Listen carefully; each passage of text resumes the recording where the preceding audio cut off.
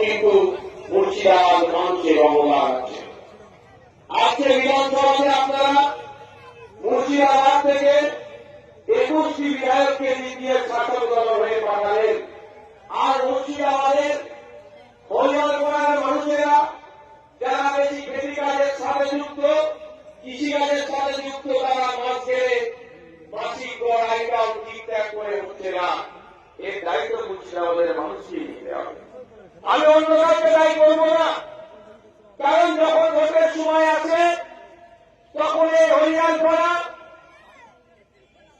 এই সাগরদিঘি, ফারাক্কা, শামসেরগঞ্জ থেকে শুরু করে জঙ্গিপুর থেকে এই বহরমপুরের মানুষজন তখন আর নিজের অধিকারের কথা বলে থাকে না, তখন আপনাদের ঘরে চাপিয়ে দেওয়া হয়, একে আটকাতে হবে, ওকে জিতাতে হবে, এই চক্করে আপনারা করে যান। কিন্তু বলুন, আমার আগে পূর্বেকার বক্তা ভাইরা বলছিলেন যে মহিলার কারণে ব্যাপক হারে কৃষিকাজ হয়, কিন্তু এখানে একটা কোল্ড স্টোর নাই। ফলে কি হয়, কৃষকের উৎপাদিত ফসলের সঠিক দাম পায় না। কৃষকের উৎপাদিত ফসলটা সঠিক দাম পাবে, তার জন্য সুনির্দিষ্ট নিয়ম করা রাখা হয়নি। স্বামীনাথন কমিশন বলছে, কমিশনের সুপারিশে বলা হচ্ছে উৎপাদিত ফসলের 3 গুণ দাম দিতে হবে। আর খোঁজ নিয়ে দেখা যাবে অনেক ক্ষেত্রে উৎপাদিত ফসলের সঠিক দামটাও যে টাকা খরচ হচ্ছে সেটাও কৃষকরা অনেক ক্ষেত্রে পায় না। তাই এই স্বামীনাথন কমিশনের সুপারিশটা বাস্তবায়ন কে করবে? যেখানে আইন তৈরি হয় সেখান থেকে বাস্তবায়ন হবে।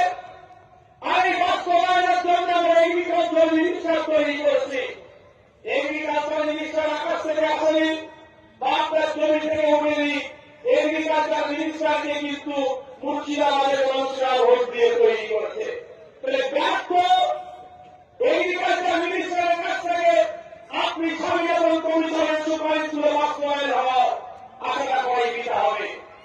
আপনার স্বামীনাথন কমিশনের যদি সুপারিশ বাস্তবায়ন করতে চান, আপনার উৎপাদিত ফসলের যদি 3 গুণ দাম পেতে চান, আপনাকে আগামী 2026 সাল আসছে মুর্শিদাবাদের মানুষকে দায়িত্ব নিতে হবে। জনগণের পক্ষ থেকে এগ্রিকালচার কৃষিমন্ত্রী তৈরি করতে হবে, তাহলে কৃষক উৎপাদিত ফসলের সঠিক দাম পাবে। আর না হলে কি হবে? এই গতানুগতিক চলবে। মুর্শিদাবাদের মানুষরা, কৃষকরা জানেন কি জানেন না আমি আপনাদের জানিয়ে দিই, পশ্চিম বাংলায় যে পরিমাণ পেঁয়াজ উৎপন্ন হয় সব থেকে বেশি যেই জেলাটি হয় সেই জেলাটির নাম হচ্ছে মুর্শিদাবাদ।